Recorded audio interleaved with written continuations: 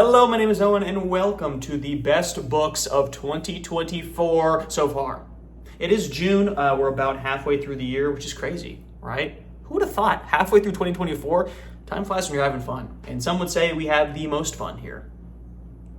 You're welcome. And I just wanted to, my reading goal for the year was 40 books. I recently just finished my 20th book. So you know what? I'm on pace. Claps to me. And I just wanted to do a little bit of a retrospective. I did this last year. It was good fun. I'm pretty sure my top five, a lot of my top five at the halfway point of the year made it into my top books of the entire year. I don't know if that's the case this year, because looking at this list, there's definitely some winners there. I got a top five, I got some honorable mentions, but I also have some dishonorable mentions. Some people will be catching some heat today, okay? And by people, don't worry, it's not you, even though you deserve it. It's some authors, and then also just some concepts in general.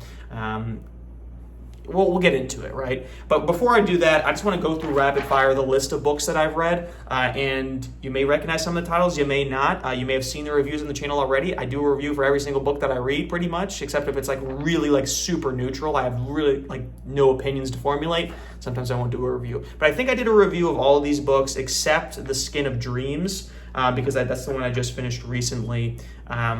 Will it get a review? Maybe, potentially. It was a French book and very artistic. I just don't know if I could formulate enough thoughts to form a video for it. And then, like I said, when I don't make videos for things, I'm very, very neutral on something, okay? But let's just rapid fire through this list. All Good People Here, Fourth Wings, Ship of Destiny, Happy Place, True Crime, Bride, Beach Read, Iron Flame, House of Chains, Dune, House in the Strand, Dune Messiah, The Grace of Kings, Mercury, Under Heaven, Six of Crows, Children of Dune, Funny Story, The Shadow of the Torturer, and The Skin of Dreams. Wasn't that just a walk down memory lane? I was just walking through my memories when I was reading that list rapid fire. There's some winners on there, and let's just get straight into the ranking, right? We'll start with the honorable mentions, okay? Let's just not get ahead of ourselves. There's only 5 books on the ranking. Honorable mentions, Fourth Wing, and that's because it's not as bad as people made it out to be. I almost forgot that I read Fourth Wing this year. It felt like it was last year when I did that because it was so long ago in my head. But I was expecting it to be absolute shite. No redeeming qualities. Everyone hates it. It's gruel for the masses. But you know what? It was enjoyable. I had some fun reading it. I think the way that I read it with the check-ins and chapter by chapter made that more enjoyable. That I was having a dialogue with myself, I guess, at the time. As I was reading it, it made me appreciate the things that were good about it rather than dwelling on the things that were a little bit silly. So you know what? Honorable mention to Fourth Wing. And Rebecca Yarros was my third most read author of the year so far because I read 2 of her books. Wow, would you look at that? Jumping over to a dishonorable mention, Iron Flame. The more I sit on that book, the more I think that book was a waste of my time. I think Iron Flame was what I thought Fourth Wing would be. Filler, long, pointless, running around in circles. There are some good qualities for sure. I think the way that they ended that book, it posed an interesting question for the world. But I think it kind of lost its charm of what made Fourth Wing good. Iron Flame didn't have it. And I think it was part of that, guys, is that, you know what, consider me a romance connoisseur now. Part of that is losing a little bit of the will they won't they tension, in my opinion. Fourth Wing had a love triangle that you could spot from miles away, but you know what? That kind of drama kind of just makes everything a little bit tighter. In the second book, it's not as interesting, not as steamy, some would say. So, and I think just the plot was just a little bit unfocused, and the more I separate myself from it, the more the stupid things that they made fun of in my video, the more they kind of angered me. I'm this is so stupid. You know what I mean? Dishonorable mention, Iron Flame. Will I be reading the third book when it comes out inevitably? Perhaps, but you won't see me first in line. You'll see me second in line. No, I don't even know if you'll see me in line. I'll probably just wait till it's free, just like I did with these 2 books, because I didn't love it. It was a long book too. I didn't love it. Okay, and I just feel when I heard she's writing 6 books in that series or whatever, 5 books, or maybe I don't know, maybe it's 4. I don't know. Whatever the number was, it was way too many books in this series. And you know what? The cash cow, I hope its milk is tasty. That's all I gotta say. Okay? If you just made your books a little bit denser, I think probably you could have made Iron Flame half the length. Okay? Do you get paid per page? I don't think you do. You just sell the copies and you make it a good, tight, small book, you'll make just as much money, I promise. Actually, I know nothing about the industry. Just my opinions. Other audio mentions, the concept of audiobooks. I've been high and low on audiobooks. Sometimes I like them, sometimes I hate them. I don't love them now. I'm not saying I'm an audiobook fanatic. I'm just saying my audiobook experiences in this year so far have been good.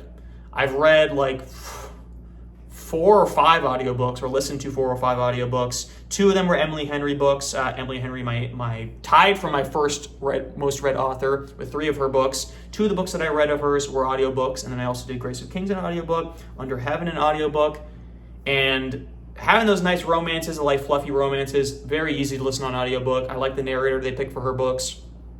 The fantasy books I was a little bit more worried about. It takes a little bit more patience, it takes a little bit more grit and determination. But you know what? I succeeded. And the fact that I could walk away from Under Heaven and Grace of Kings having liked those books and like being able to picture the story beats in my head and I listened to an audiobook means that I was actually retaining information. So honorable mention my attention span. Because there's definitely been cases where it's just too hard to focus, I have to drop the book. I don't like the book as a thing. I think it's a bad book, even though I just probably didn't give it a fair shake. But overall, honorable mention to audiobooks. Dishonorable mention, The House on the Strand by Daphne du Maurier. That's just because a lot of how I rank books, I don't really love doing like ratings. Like this book is a 5-star book. I do that. I do 5 stars. I feel like 5-star means something in my head, but like I really just have no rhyme or reason. Like I do rank the books in terms of like when I'm giving it a review. Not in my videos, but like on my apps. I'll give it 4 stars, 3.5 stars, 3 3/4 stars. But it's not like I don't have like a rubric system, right?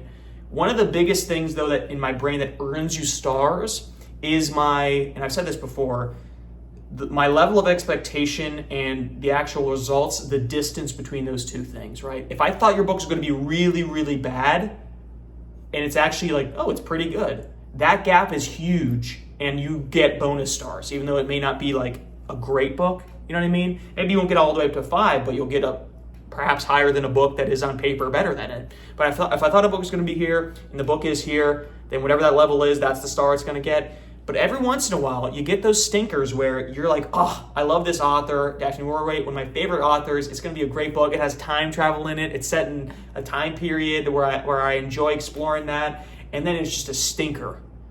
And you're bored, and there's only a few redeeming qualities, but they're not explored properly enough. It was my disappointment of the year so far. I was really hoping that was going to be a great one. I was so interested by that concept, but it was just like, there's just nothing quite interesting about it.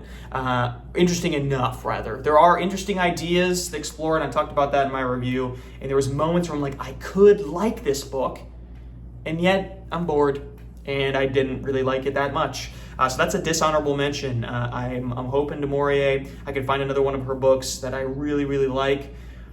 I think I got to go back to the well of like her most popular. And quite frankly, I'm running out of her most popular because I've seen some other people talk about her books, and like you get off the beaten path of Daphne du Maurier books and like people don't like any of her books, which is sad. I hope I haven't run that well dry of books that I love from her, because the books that I like from her, one of the best. And she's one of my favorite authors. I've said that before, and it's just disappointing, you know? It's disappointing when an author lets you down. When you put your faith and trust in them and then they lead you astray. Some would say there's nothing sadder in the world. Third honorable mention, The Shadow of the Torturer. This was my book of the month that was this month, guys. That was earlier this month. But the reason why it's not on my top 5 ranking is because, like you guys have all said who have read the series, it's a book, but it's really a part of a larger story, right? And it has intrigued me, it has grabbed my interest. I'm so interested to see where this story goes and how it grips me like philosophically. But I need the full picture, I think, before I put it on a ranking like this. That would just be a combination of recency bias and also like anticipation bias. Because like I like the first book, so I assume that the other books are going to like just as much and form like a cohesive story that like changes the chemistry of my brain. I don't know if that is the case. I did enjoy the first book. I am interested by this writing style and this world and the philosophy of these characters, the way the author pontificates on things. but I need to see where it goes. That's why it's an honorable mention, but it does not make the ranking. The final dishonorable mention is me. No, Owen, you're not dishonorable. No. It's all right, guys. I can take it. I was looking at the list and of the books that I read, and I found myself looking for a book that wasn't there. And not in the sense like a specific book, like, oh, I thought I read this 6 months. I was looking for a specific type of book. I was looking for a classic that like was really profound and hit me the right way. Quite frankly, I was looking for a Steinbeck in this list of 20. Equivalent in terms of how it makes me feel. I was hoping so bad that East of Eden was on this list, even though I know I read it last year. I was hoping an equivalent was there because there's nothing more special, in my opinion, than a piece of classic literature that just smacks you upside the head with its brilliance, and you said like, this is art. And I didn't have that. And I think part of the problem leads back to at the beginning of the year, I'm like, I'm not reading a lot of fantasy this year, and I read a lot of fantasy. The fantasy books that I've read have been great. I've enjoyed them all for different reasons. But you read a lot of these doorstop fantasy books, you just don't got time for the nitty gritty. I've had Three Musketeers sitting on my shelf for probably ever, right? For eons, it feels like. But I just need to, looking at this list, I need to, in the second half, really up my classic game. And I think like books like Shadow of the Torturer kind of scratch that itch a little bit, right? Because more classic fantasy, and then stuff like Dune as well, in that same vein. But it's not old enough. We need to get older, guys. And House of the Strand is an old book, but it's not a classic because, quite frankly, it was a stinker. I need something profound. I need something Steinbeck-esque, or perhaps another Steinbeck book, or perhaps older. And I think maybe Three Musketeers will be that, because Count of Monte Cristo was one of my favorite books of. Was that 2 years ago when I read that? Jeepers Creepers. I don't think it was 2 years, was it? It was a long time ago, but that was one of my favorite books, and that's like a classic. So I just need to get back in that world. I just need to. War and Peace has been back there for a while as well. I got to finish that. I mean, I got to restart it first, then finish it. I really didn't get that far, but I just need that level of sophistication back into my reading repertoire, because these are the books that like really change the chemistry of your brain, like I was mentioning, and I just didn't have any of those really in this first half of the year. So dishonorable mention, me. But I'll be better. So let's go straight into the top 5 books of the year. Number 5, it is Beach Read by Emily Henry. She isn't my most read author, most read author for the first half of the year for no reason, right? You know me, guys. I like those deep, profound fantasy books. I like the classics, like the Steinbecks and the Dumas. You know what I mean? I'm super sophisticated, Shakespeare. Like I'm there, guys. I also have been a known enjoyer of frilly romances. You know what? Like, just pure entertainment, popcorn. No, she didn't. Those types of books. And you know what? Emily Henry, good author. Good author. For romance books, if you like the romance genre at all, she's got to be one of the best, like, working in the biz right now. Because you know what? Like, authors like Rebecca Yarros, like, they kind of mix, like, fantasy and romance. That's like the craze these days. Excuse me, I'm getting worked up about this. And then also like the Sarah J. Maas, the fantasy romance. That's like the craze. And I feel like the difference between those two authors is they're trying to do a lot of things at once. Emily Henry says, listen, you're getting a romance, you're getting a relationship drama set in the real world, which in a lot of ways is actually very refreshing. For a lot of like the goblin horde worlds that I jump into, it's nice to disappear into the real world for once, right? Millennials these days, always stuck in their phones. Time to get stuck in the real world, perhaps. Sorry to millennials, didn't mean to call you out like that. But Emily Henry has been one of those authors where she releases a new book. Let's give it a shot, right? If I could get it for free. Let's give it a shot. But I will say her new release this year, Funny Story, was her worst of the books that I read so far. Wasn't horrible by any means, just didn't really grip me that much. But she's earned my respect enough that when she released that book just in April, I believe, I gave it a shot. I gave it a shot last month. And you know what? I'm not like disillusioned with her. I'm not going to read a book again because I didn't love it, but She's got a writing style that, quite frankly, sign me up. I'll be second in line. Actually, for her, probably be like third or fourth in line, because I'm sure she has like mega fans. But I'm fast. I'm faster than those mega fans. I can get to third, I think. Third in line. Moving on to number 4, we have Mercury by Amy Jo Burns. I talked about this book, and it goes back to that scale I mentioned earlier, the level of expectation versus the level of actual enjoyment. This was one of those books where that gap was huge. I thought it was going to be a stinker. I thought Barnes & Noble was shoveling me a pile of crap in terms of like, this is our book of the month or whatever. And it was book of the month for the month of January. I didn't read it till like April.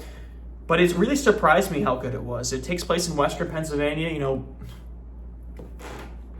the asylum I grew up in, to quote Taylor Swift. Didn't really capture that in the way that I experienced it growing up. But you know, you can't really capture the human spirit in Western PA. We're just a different breed over there. But I don't know why that would be the case. It's really just the only issue with that was she writes very profoundly, and this, I'm just gonna be honest with you, I'm not that profound. And I've never met anybody that spoke in the way that spoke in this book. So it gets a little artsy-fartsy, but I think the story, I think the emotion, I think the why for why that book was written was very strong. And that's really important for good books, to get a little bit literary critically on you. One of the important things authors need to figure out when they're writing a book is to figure out their why. A lot of times you read a book, and if you feel super neutral in it, it's because the author didn't convey their purpose extremely well. And you're kind of just left with, okay, well, why? Why was that story needed to be told, I guess. And I feel like the author had a clear emotional intention with this book, and the character drama was good. And quite frankly, I enjoyed it. And making it number 4 makes it also the best book I read this year so far that actually came out this year. I'm pretty sure I said this at my year wrap up in 2023, but I did not read any books published in that year. And so far this year, I've read 3, those being Mercury, Funny Story, and then also Bride by Ali Hazelwood. And Funny Story, like I said, I was a little bit disappointed by that, so it was my least favorite of the 3, but Mercury, and I like Bride as well. You know, who doesn't like vampires and werewolves getting it on like Donkey Kong? Did that music start on cue of that line? Can you guys even hear that? Someone likes Bride. But yeah, I enjoy reading releases as they come out, like in the same year. I think it's interesting. I'm glad I actually got to do it a few times this year so far. Whether or not, I don't have any more books on my radar that are coming out this year though, so I don't know if I'll be doing it again. Stormlight's coming out this year, so maybe that'll be another one, even though I don't know if I'll finish that before the end of the year. I think it comes out probably in December, and it's probably going to be a doorstop like the size of the moon. But I enjoy reading books in the year of their release. Get your finger on the pulse, right? It's a good time. Moving on from there, number 3, we have Ship of Destiny by Robin Hobb. Robin Hobb, you know what? Kind of cleaned up in the awards for 2023. I do love me some Robin Hobb, and it feels like ages ago that I read Ship of Destiny. I was really surprised that I read that this year, but it's the conclusion of the Live Ship Traders trilogy, and the reason it made this ranking, not because I think it's the best book of the trilogy, I think probably Ship of Magic is the best one. The book had a great emotional and like action climax, and like I said for Mercury, it had a great like purpose. And I felt like my issues with Mad Ship was that it kind of like meandered a little bit, but because it was moving, it was setting characters in position for the final book to all combine and have their final interactions, and like really like the thesis of the trilogy to come out. And I think the conclusion of this book was absolutely fantastic. Still think that Farseer trilogy is better than Live Ship. I know it's a controversial opinion. Everybody loves Live Ship. I do love Live Ship as well. And I think the conclusion of this trilogy was absolutely fantastic. And it was the third best book I've read so far in the year. So you know what? Props to it. And I can't wait to get into the next trilogy in that Realm of the Elderling series. I've been putting it off for way too long. The fact that it's been literal months since I touched Robin Hobb makes me sad. Makes me sad. It's true. Moving on to number 2, we're giving it to True Crime by Andrew Klavan. This was our first book of the month of all time, right? Of all the time of my channel, our first book of the month was True Crime. And you know what? that was a great book. That was a great book. And it was a fast-paced crime thriller, explored the idea of the government and the death penalty and just like justice. And it was a fast-paced read. It was popcorny, but it also had a message. It had a meaning. And it was just like one of the most fun reading experiences that I've had. And you know what? It just made me itch for like kind of pulpy crime books that just like are just snippy like that. Because you know what? Like I said, I get so much in the weeds of like philosophical, large fantasy, sci-fi type books, or even books like Mercury, where it's like not a long book per se, but it's just a drama. It's just kind of thick, right, in terms of its content. True crime has that layer of depth in terms of like what it's trying to say, but it's just like, and like it's a beat the clock thriller, as it says on the back of the book. It was just a good time, and quite frankly, really enjoyed it. It's the number 2. So what is the number 1? I think that if you've stuck around the channel for any length of time, you'll know what the number 1 is, because there is a significant portion of my reading journey this year that I have not spoken about yet, because our number 1 honorable mention also to the author of our number 1 book, Frank Herbert. I read a lot of Dune books this year. Dune was our book of the month for the month of March, and I kind of got sucked into the world in a way that I had not been previously. I read 3 Frank Herbert books, which tied him for the most read author of 2024 so far. And my number 1 book is Children of Dune. And you know what? Some people in the comments of Children of Dune were like, heck yeah, dude, Children of Dune is the best one. Thanks for saying it. Thanks for speaking the truth. Other people think I'm crazy, but Children of Dune is the book that Dune and Dune Messiah were written to support. It is the book, and I can't wait to continue the series and read God Emperor. Whether or not I'll continue from there, we'll see. But it's been a fantastic series, and it's Children of Dune, but it's really just the Dune series as a whole that has made my 2024 like tops the list, quite frankly. Dune Messiah was a great surprise. Having read Dune twice before, I knew just from like exploring like internet stuff what Dune Messiah was about, but it really took me by surprise, and I liked the length of it, how concise it was. And then Children of Dune just took a turn from the surprise, and it was just left in a space where I was like, didn't expect to be here. But it was a fantastic book. Really enjoyed the series, and the characters I think are fully realized in Children of Dune. And like I said, I just felt like Dune and Dune Messiah were set up. We're just set up for Children of Dune. And the payoffs with that and where the story went from there were fantastic. And I think the conclusion of that book leaves this world in a very interesting place, and how that wraps up in God Emperor, I have no idea. I wouldn't be surprised if it takes another left turn. And with that many left turns, you know, you probably end up right back where you started because of just how squares work. But it was a fantastic book, and it's my number 1 of the year so far. So where does that leave us with the rest of the year? Well, like I said, I want to intersperse some more classics on there. I do have a lot of books like on my TBR. Right now, I'm trying to get through Midnight Tides, or at least as a decent of a chunk as that as I can for my Malazan reread, because we are still doing that, guys. I know you think that I'm not doing it, although I did read House of Chains in these first 6 months, or I finished it rather. We're going to continue with that, and we're going to get some more of the Book of the New Sun books. I got the other ones at the library the other day, and we're chugging along. What the second half of the year looks like, I have no idea. I feel like I had more of a distinct plan for the first half of the year just because I had a longer list of book of the month possibilities. I had some series that I knew I wanted to read, some new releases that I knew I wanted to read. The second half of the year is really what we're going to make it, guys. I'm going to have to get that list again of the book recommendations from you guys just so I know what my book of the month will look like, but I don't know. It's exciting. I think if I was being brutally honest with this first half of the year, I've had better reading stunts. I didn't love every book on this list, and I think I've had, to be honest with you, I think I've had probably stronger top 5s as well. But it is a top 5 nonetheless, and I did enjoy my reading journey so far. Feeling motivated, feeling strong, feeling like I can read the world. That's our new tagline, guys. Read the world.